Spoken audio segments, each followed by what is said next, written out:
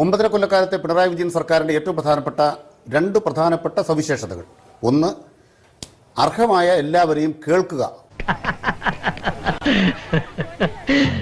ഒന്നാമത്തെ കാര്യം. 2, പരമാവധി നീതി നടപ്പാക്കുക. നമസ്കരിക്കുന്നു. എന്നെ അവിടുത്തെ ശിഷ്യനായി അംഗീകരിക്കണം. അതുകൊണ്ട് ആരെങ്കിലും സ്വീകാര്യമല്ലാത്ത പ്രസ്താവനകൾ പറഞ്ഞാൽ സ്വീകാര്യമല്ല എന്ന് പറഞ്ഞു പോവുക.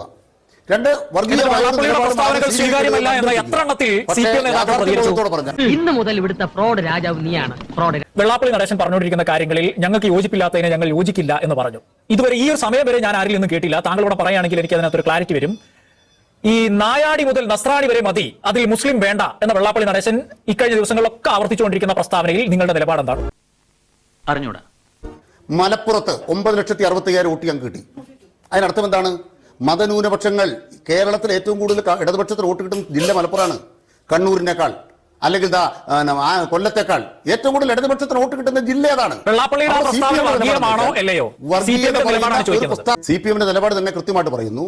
നമ്മുടെ രാജ്യത്ത് ആസുരമായ വർഗീയ കടന്നാക്രമണം നടക്കുകയാണ്. അതിന്റെ ഭാഗമായ സംഘർഷങ്ങൾ നടക്കുകയാണ്. ആളുകൾ കൊല്ലപ്പെടുകയാണ്. അത്തരമൊരു സാഹചര്യത്തിൽ അത്തരമൊരു സംഭവങ്ങളും ഉണ്ടാകാതിരിക്കത്തക്ക വിധം എല്ലാ വർഗീയതയിൽ നിന്നും എല്ലാവരും പിൻവാങ്ങണം.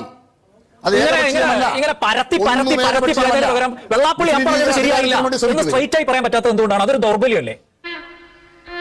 ഈ ചർച്ചയിൽ പോലും നേരിട്ടൊരു ഉത്തരം കിട്ടുന്നില്ല. ഇത് സ്പെസിഫിക് ആയി പറയാൻ പറ്റാത്തൊരു ദൗർബല്യം എന്തുകൊണ്ടാണ് CPM ഉണ്ടാകുന്നത്? അതിനെ ആലോചിക്കും തോറും നാണിച്ച് തൊലി പൊളിയുന്നു.